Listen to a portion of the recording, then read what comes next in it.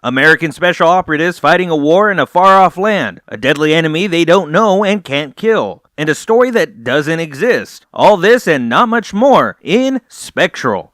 Hi, I'm Cinematico Magnifico of AmoralCrackpot.com, and welcome to the Nightly Chill.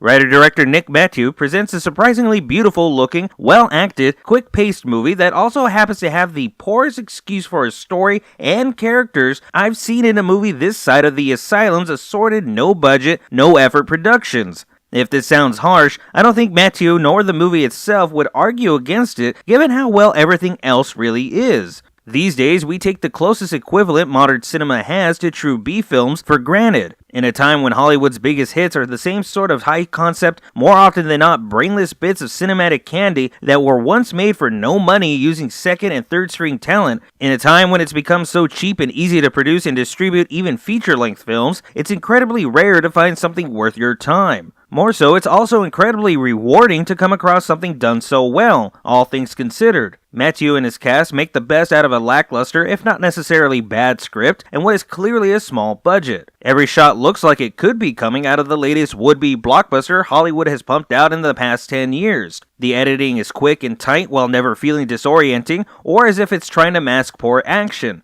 And the actors all do their best to bring to life some of the blandest dialogue and flattest characters committed to film. And the action and special effects are incredibly impressive. And having accomplished all this by your second film is a massive feat for any director. I wish Matthew was working with better material, as I'm dying to know what he's capable of when he's not directing his own script. But at this point, there doesn't seem to be anything else in the pipeline for him. And it's a shame too, as so many up-and-coming filmmakers have been given the opportunity of a lifetime, as questionable a decision as it might be on the part of the studios, to direct the latest summer tentpoles only to drop the ball time and time again. What he's managed to do with so little outshines the work others have accomplished with so much more. Of course, none of this necessarily makes up for what is, essentially, the same sort of mindless storytelling seen in old sci-fi matinee films from the 1950s and 60s. The characters exist simply to play out a basic plot with some low-budget but fun action and special effects. The story is there simply to rationalize a plot, and you'll likely forget the movie even exists not long after the credits roll. But even so, there's something enjoyable here. I'm not entirely sure what or why, nor is there much there. Spectral might be the cinematic equivalent of a pack of those little donuts. They're not fresh, they don't taste very good,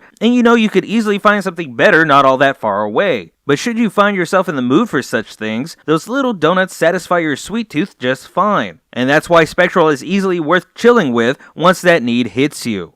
That's gonna do it for us tonight on the Nightly Chill. If you enjoyed this video, be sure to like, subscribe, and follow, and also be sure to leave me any questions, comments, suggestions for future reviews, and maybe even discuss today's movie at greater length.